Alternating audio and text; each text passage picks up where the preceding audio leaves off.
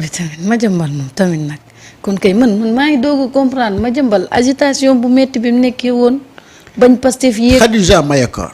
lu mu wax. Diouf. maire de Golfe Sud. waaw nee na le Pastef est pris au piège. Est-il pris en otage par des vautours, des vampires? L'heure de la vérité a sonné. Mes chers patriotes, l'heure n'est plus aux nuages politiciens, mais aux analyses froides et lucides comme ni ko Samba di defee.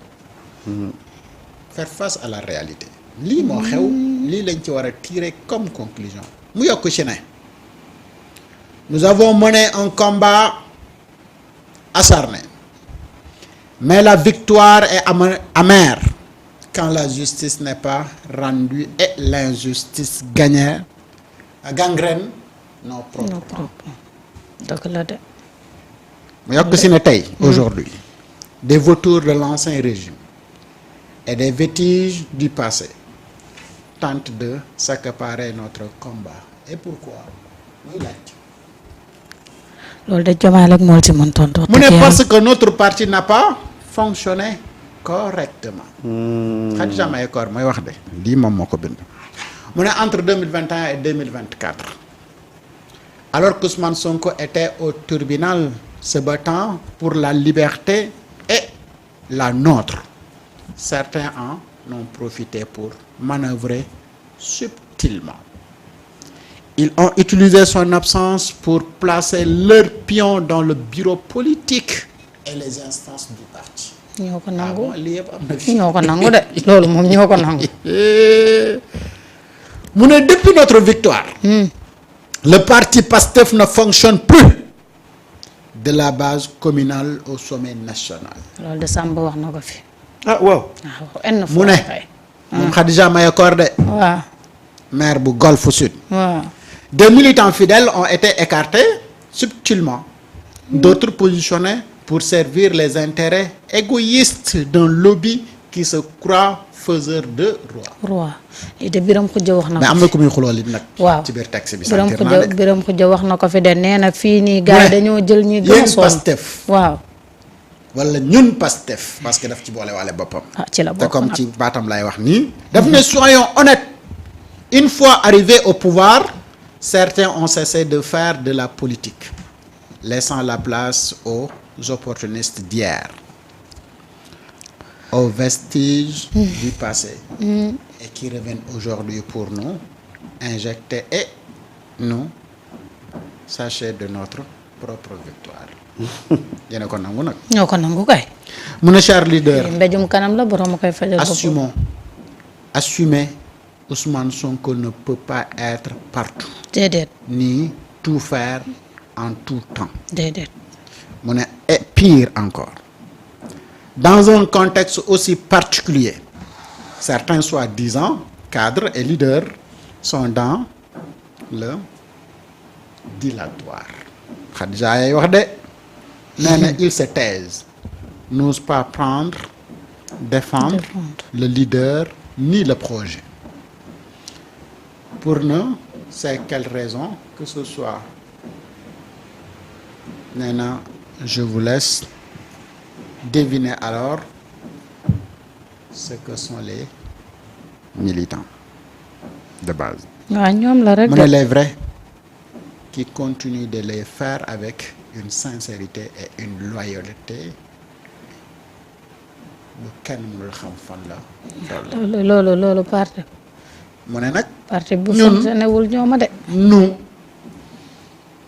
ñun ñëpp xamante nañu lii de la Khadija may wax et ñun ñëpp xam nañu ne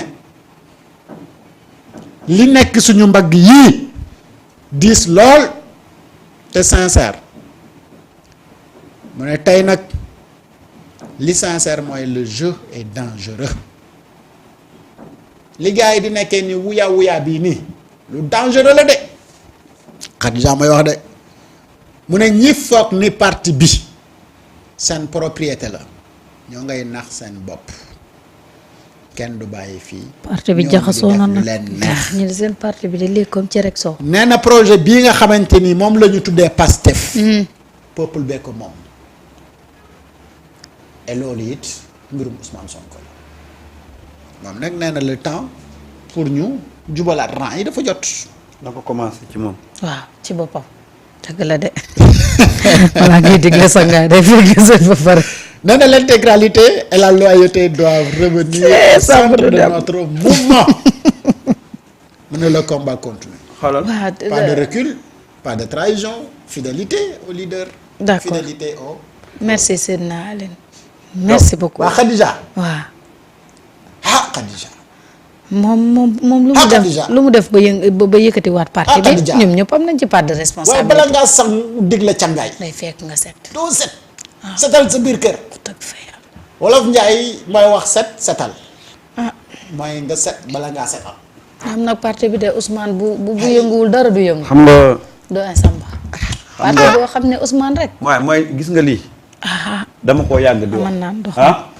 Marieta. fii yàgg naa toog di ko fi wax. ñu naan nag xam nga gars yi dañoo concentré wu ci liggéey bi. liggéey bi moo bari ñu leen di wutal justification gis nga dama ne leen keroog ba ñu faloo yow xam nga Pastef lan moo ko téye woon ba tey. Ces jeunes là qui sont dans les réseaux sociaux. kese. mag ñi nga xam ne ndeysaan dañoo bëgg Ousmane Sonko. ak waa diaspora. xam nga tey lan la waroon wax. Khadija. nous sommes tous coupables. parce que situation bi seen parti bi nekk. ñoom ñëpp dañ ci am responsabilité. ñoom ñëpp. te Ousmane wax na léegi ci terrain mythique bi nee na delloo njukkal ñii fi ils taxaw xale n'ont yi jamais voulu faire la promotion de leurs camarades de parti. déedéet. dama koy wax ca kaw. fii la fi Fadilou Keïta ñëw di lancer appel d'offre appel à candidature pour recruter. critères ya mu def ya mu mentionné. waa Pastef amuñu ko. wala boo ko gisee ci Pastef kooku dem na retraite. waaw âge ba rek déjà ça pose problème. voilà ba ma ko fi waxee. fii lañ fi toog naan on veut de la qualité. waaw. sa waay. ils sont tous coupables. bu dul woon ces jeunes patriotes là. nga xam ne ñoo nekkoon ci réseaux sociaux di communiquer. bu dul woon ces braves dames là malgré leur âge ñu continuer ak ces vieux là ak ñi nekk diaspora kon Pastef disparaître na bu yàgg. Samba. xam nga nag ñoon fii la ñu toogoon très honnête. waaw. dama fàttale tout contexte bi mais parce que ñun toog nañ fii ne leen Pastef y a énormément et beaucoup de failles. waaw. tant que nag mbir mi mu ngi demee nii. mënoo leen xam failles yi mais dafa jot ngeen jóg ci. am na situation bu xewoon de mën na am balaa émission bi jeex sama xel ñëwaat ci fii la ñu toog di ko wax doy na waar de. mais c'est à corriger. et voilà tey kenn ku si nekk yaa ngi génn sa boor di wax. jaru ko. et bërki démb pourtant fii la ñuy toog ne ça c'est une crise dans un parti politique et un parti bien organisé dafa war a gérer la situation et la communication de crise mais kenn ku si nekk toog di tirer. waaw ci beneen wet gi. ku ne di mais day tuité ragaloon nit ñi. ku ne di tuité sa boor. donc un parti. c'est une organisation. ah waaw. te ñenn ñi dañuy wax nga comprendre. est-ce que 2027 élection locale mu ngi ñëw. dama sentir après. wooy. ci waxu Khadija bi. oui ma loolu moom lenn moo la koy may sa liggéey ca gox ba kese amul fii amul parti amul Ousmane Sonko amul dara gis nga li nga liggéey ci gox boobu noonu mooy tax askan wi falaat la. fii léegi gars yi dañuy taxaw ne Ousmane bëgguñu kii de parce que liggéeyu fi Sénégalais yi léegi dañoo neutre dañ naan la bëgguñu kii parce que liggéeyul suñu gox. fii maire bu fi liggéeyul dañ lay wàccee amul Ousmane amul bureau politique amul Pastef. mbir maa ngi noonu. jeex na tàkk ensemble. ah non c'est-à-dire que loolu mooy problème bi. ku liggéeyul dañ lay wàccee de. waaw 2027 moom amul neexalaat. ah non. bu dee projet bi mooy peuple bi. waaw. nekk leen ci peuple bi ku nekk ci peuple bi nekkal la ku nekkalul peuple bi. li ma jaaxal mooy parti boo xam ne bu Ousmane yënguwul duñ yëngu pour la. waaw. te ñu xam leen ci niñ meloon bi ñuy nekk opposition. ma ne. waa ji daal daf naan man kaana lillaahi kaana lawloo. ku nekkal yàlla rek yàlla nekkal la. waaye fii it man kaana peuple. ah da nga bëgg a traduire waxu yàlla ji. taxit Samba. man Lii tamit doy na waar de. loo rek. moo taxit gis nga fi mu nekk nii moom heureusement que Ousmane a plus de sympathisants que de militants et les militants yi nga xam ne ñoo nekk ci biir parti bi dañu dévoué à Ousmane les sympathisants dañu dévoué ci Ousmane tey malgré situation bu mënti am lu mënti am Ousmane reste intact en termes de popularité et en termes de notoriété il sera déçu nag parce que xalaatutoon mukk moment bi ñu toll nii ce débat là nekk ci espace public bi mais quoi qu'il en soit Ousmane ne peut être touché nullement par cette situation là c'est décevant pas ndax élan bi mu nekkoon yéen Ousmane kañ la gëj a wax politique